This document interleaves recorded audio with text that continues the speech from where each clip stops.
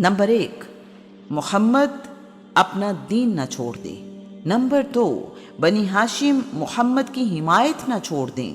Number 3، بنی ہاشم محمد کو ہمارے یعنی قریش کے حوالے نہ کر دیں۔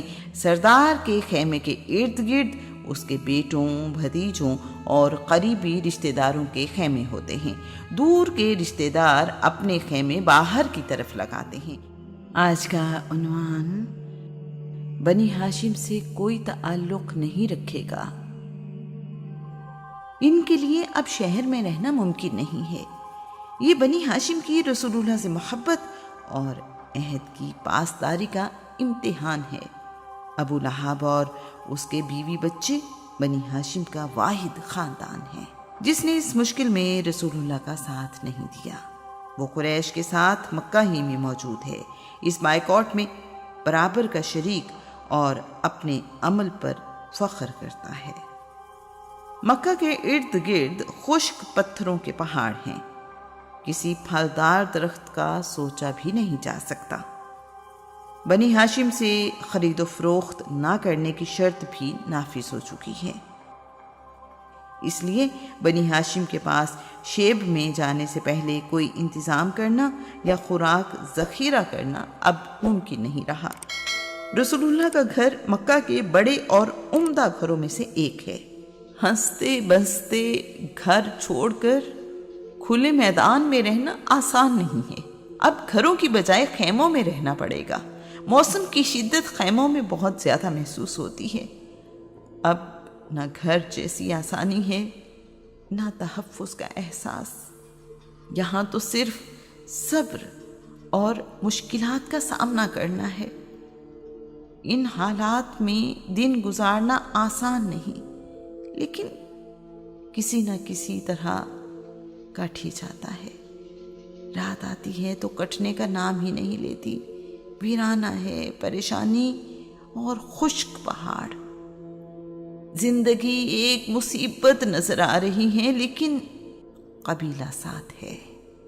قریش نے شیب ابی طالب کی طرف آنے والے راستوں پر اپنے غلاموں کو بٹھا دیا ہے تاکہ کھانے پینے کا سامان بنی ہاشم تک نہ پہنچ سکے اور وہ اذیت میں رہیں۔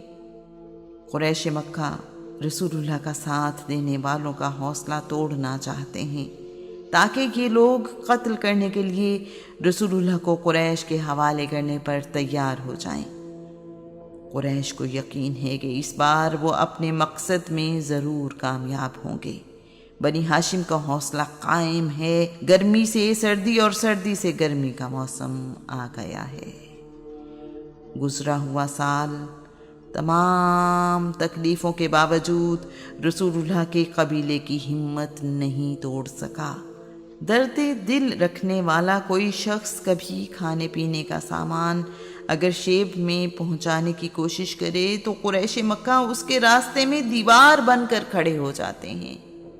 باپ جیسے چچا ابی طالب کو فکر رہتی ہے کہ قریش رات کے اندھیرے میں حملہ کر کے کہیں رسول اللہ کو نقصان نہ پہنچائیں۔ قریشی سرداروں کی دھمکی ابی طالب کے ذہن میں موجود ہے۔ رسول اللہ کی حفاظت کے لیے انہوں نے ایک خوبصورت انتظام کیا ہے۔ شام ہوتے ہی رسول اللہ سمیت سب اپنے اپنے بستر پر لیٹ جاتے ہیں۔ اندھیرا گہرا ہونے پر ابی طالب رسول اللہ کے پاس آتے ہیں، انہیں ان کے بستر سے اٹھا کر کسی دوسرے بستر پر لٹا دیتے ہیں۔ رسول اللہ کے پہلے بستر پر کبھی اپنا بیٹا، کبھی بھائی اور کبھی بھتیجا سلا دیتے ہیں۔ ایسا ایک ہی رات میں کئی بار بھی کرتے ہیں۔ یوں ابی طالب کسی کو علم نہیں ہونے دیتے کہ رسول اللہ کس بستر پر سو رہے ہیں۔ ایسا کرنے سے ابی طالب کا مقصد یہ ہے کہ رات کی تاریکی میں اگر کوئی حملہ کرے تو رسول اللہ محفوظ رہیں۔ کیا باپ کو اپنے بیٹے سے بھی زیادہ کوئی عزیز ہوتا ہے؟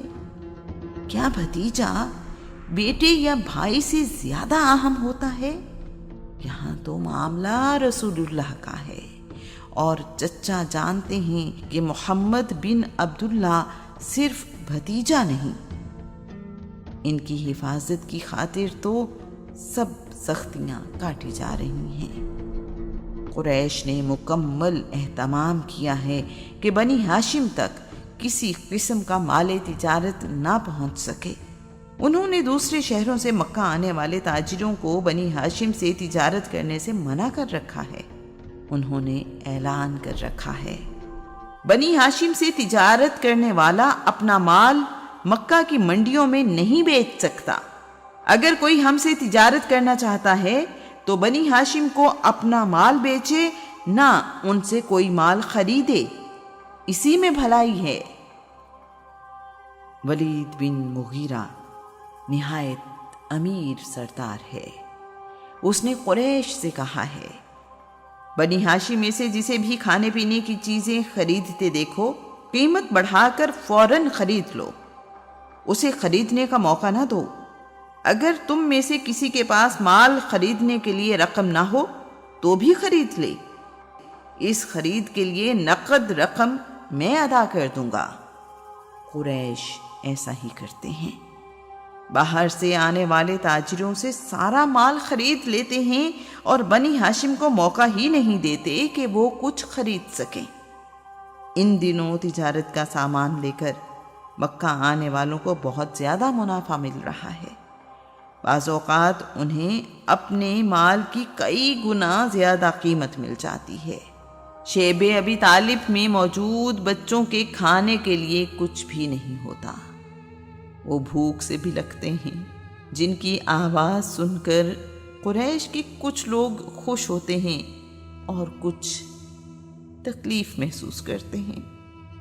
حج کے دنوں میں رسول اللہ شیب سے نکل کر لوگوں سے ملے اور ان تک اللہ کا پیغام پہنچایا ہے۔ حج کے دن گزرنے کے بعد بنی ہاشم کے تمام لوگ اور دوسرے آزاد مسلمان شیب میں محصور ہیں۔ مسلمانوں کی بڑی تعداد بائیکاٹ سے پہلے ہی حبشہ ہجرت کر چکی ہے۔ گنتی کے چند مسلمان جو غلام ہیں یا مجبور مکہ میں موجود ہیں۔ مکہ میں رہنے والے تمام قریشی قبیلوں کی مخالفت اور دشمنی کی وجہ سے ان کے لیے بنی ہاشم کی مدد کرنا ممکن نہیں۔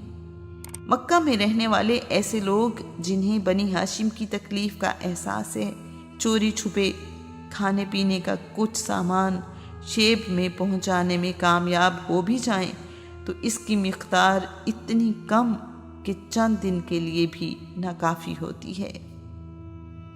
تجارتی سرگرمیاں نہ ہونے کی وجہ سے بنی ہاشم کے پاس پیسوں کی کمی ہر وقت رہتی ہے۔ قریش بنی ہاشم کو مشکل ترین حالات میں رکھنے میں کامیاب ہیں۔ انہیں انتظار ہے کہ کب بنی ہاشم کا حوصلہ ٹوٹے اور وہ رسول اللہ کو ان کے حوالے کر دیں۔ قریش کو اپنی کامیابی کا یقین ہے۔ شیب میں رسول اللہ صلی اللہ علیہ وآلہ وسلم اور ان کا خاندان درختوں کے پتے اور جانوروں کی کھالیں ابال کر کھانے پر مجبور ہیں۔ رسول اللہ نے اپنی انگلی سے چاند کی طرف اشارہ کیا اور اسے 2 ٹکڑے کر دیا ہے، ایک ٹکڑا دائیں طرف اور دوسرا بائیں طرف چلا گیا ہے۔